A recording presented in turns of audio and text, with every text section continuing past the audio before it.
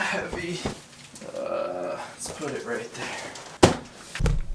Well guys, I'm trying something new today. So in these two boxes is my first ever 3D printer. Yeah.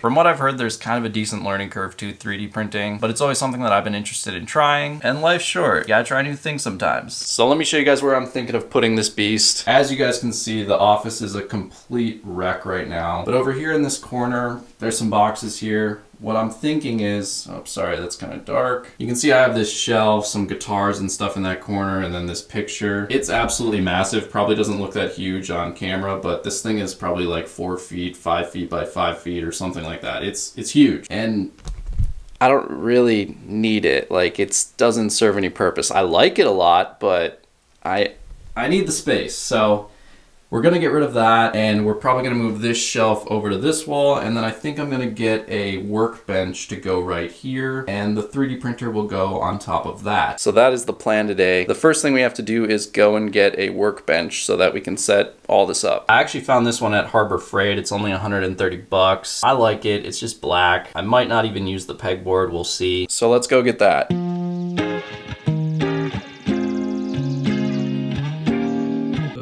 Look at all that snow. Why do I live here?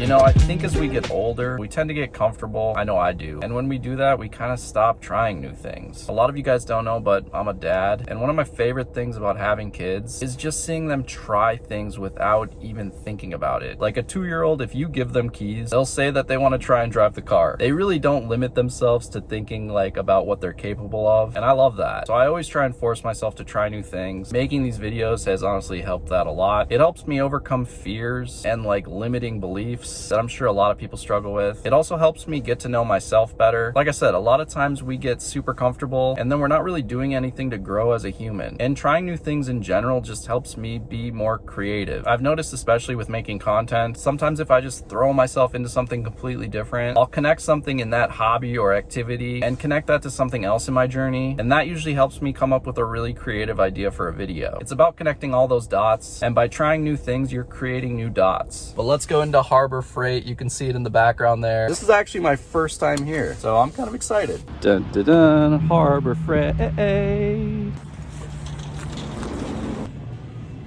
Wow, this place is crazy. Kind of reminds me of Northern. I don't know if you guys have that store, but very similar vibe. All right, so we're here for a workbench. I think we're getting close. This is, you know, this toolbox kind of stuff. I would assume the workbenches are somewhere around here. Let's keep looking. Geez, what is this for? It's like a huge flathead screwdriver or something. I don't know what, I have no idea what that is. You know, I was gonna get a workbench, but then I saw this, and maybe this would work. It's just like a metal cart that maybe the 3D printer could sit on. I don't know. These lips, I'm not sure would work out. I'll take whatever. I think there's a black one and a blue one from what I saw online, but there it is. All right, guys, got the new workbench. Let's head home, set everything up.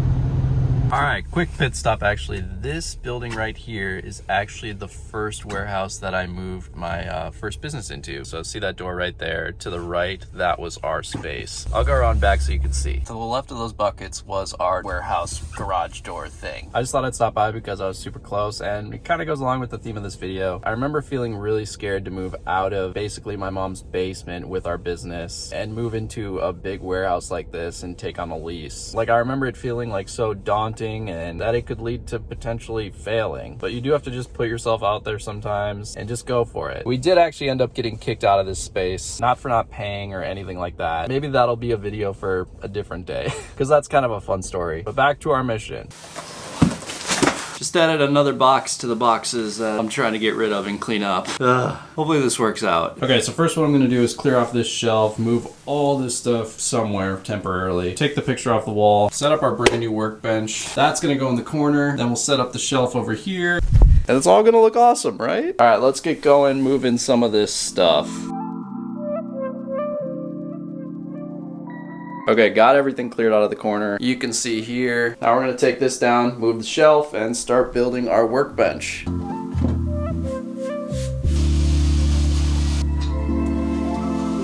That looks pretty good. Now let's open you up and see how long you're gonna take. Real quick, I just want to show you guys my shelf of goodies. So this is like my shelf that I use to keep all the different stuff I acquire for the videos I make. We've got the Easy foam runners, if you guys saw my Kanye sunglasses videos. Back here we've got my gold panning set, if you guys watched that series. We've got a bottle of Prime. Down here we've got my Nintendo action set in the box. This box is in like really great condition. I'm just holding on to this, and one day I think it'll be worth a decent amount. We got my drone. This is the first camera I actually bought. It's just a Canon G7X, kind of a classic vlogging camera. Works great if you're looking for something not super expensive. It's a great camera. And then this is probably the weirdest thing on this shelf. We've got a potato ricer. I think that's what this is called. Put your potatoes in there, then you smash this, and they kind of come out all these little holes. I got that for a hook for some video. I honestly forget what it was, but I keep it around just in case I need it again. Let's open her. Alright, looks like a few more parts than I was hoping. Let's get everything out. Alright, we got all the pieces out. This is most of them right here. We've got the two like top panels or whatever right there. And then back here we've got the pegboard, which I'm still not sure I'm going to use. And I don't want to bore you guys with footage of me setting up a workbench. It's not very compelling content probably. So we'll do one of those kind of stupid transitions where I'll snap my fingers and it'll be done. Alright, 3, 2, 1, and boom, there we have it, the workbench. That thing probably took me a solid 2 hours to put together. I messed up like 5 times, so let me show you guys it real quick. All right, so first things first, we have this nice smooth black top. It's just some sort of laminate composite. Then down here we have our 2 drawers. There's one, here's the other. They're somewhat spacious, I guess, nothing too special. I definitely wouldn't put anything too heavy in these because this board here is pretty flimsy. Also, they don't close the best. They're not very smooth. Then down here, we've got this extra shelf too, which is nice because I'm gonna put a couple boxes there. It's always nice to have a little bit of extra storage around here. But now it's finally time to get into what this video is actually supposed to be about, and that is trying something new, which is 3D printing. This is the Snapmaker 2.0 A350T. I don't know that much about 3D printers, to be honest, but I like this one because it can 3D print. I think you can like CNC carve things, and then I believe it can also like laser cut wood and stuff. So it's really cool. So this thing does it all. Now I'm gonna put it together. It's gonna go right up here. I do also have the enclosure for it too. I'm hoping that this fits up on my table here. I think it's pretty big, but putting the 3D printer in an enclosure would be helpful because then it wouldn't be nearly as noisy. So we're gonna try and get that up as well. But first, this guy.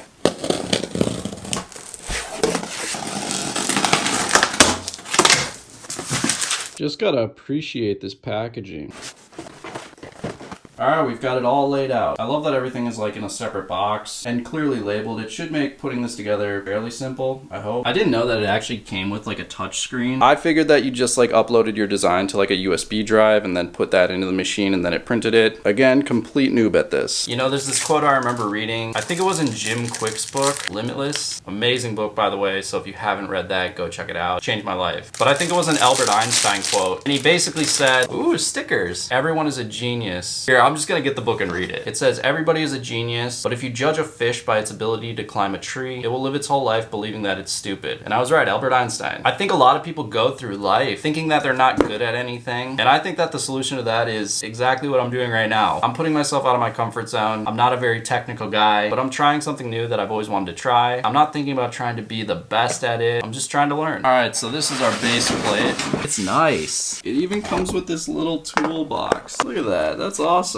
Tighten down our feet. All right, all 4 feet are now on there, as you can see. Next, I have to find these linear modules, whatever those are. I think I found them. All right, guys, so I'm at step 9 of 24, and here's how we're looking. As you can see, it's starting to look like a 3D printer. This part can actually slide, so that must move while it prints. And this is where the touchscreen is set up. Not sure what these guys are yet, but we installed those too. I am starving though, so time to eat some lunch quick, and then we'll get back to this.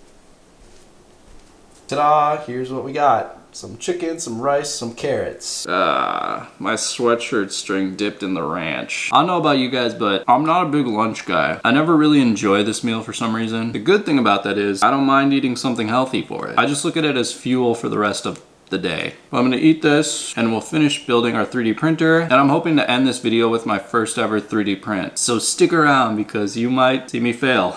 All right, so in this video, I've been talking about trying new things. And it's crazy because I just turned on this podcast with Joe Rogan, Lex Friedman, love his podcast. And he said something that kind of goes along with the theme of this video that I'm making. So I wanted to play that quick for you guys. Find something.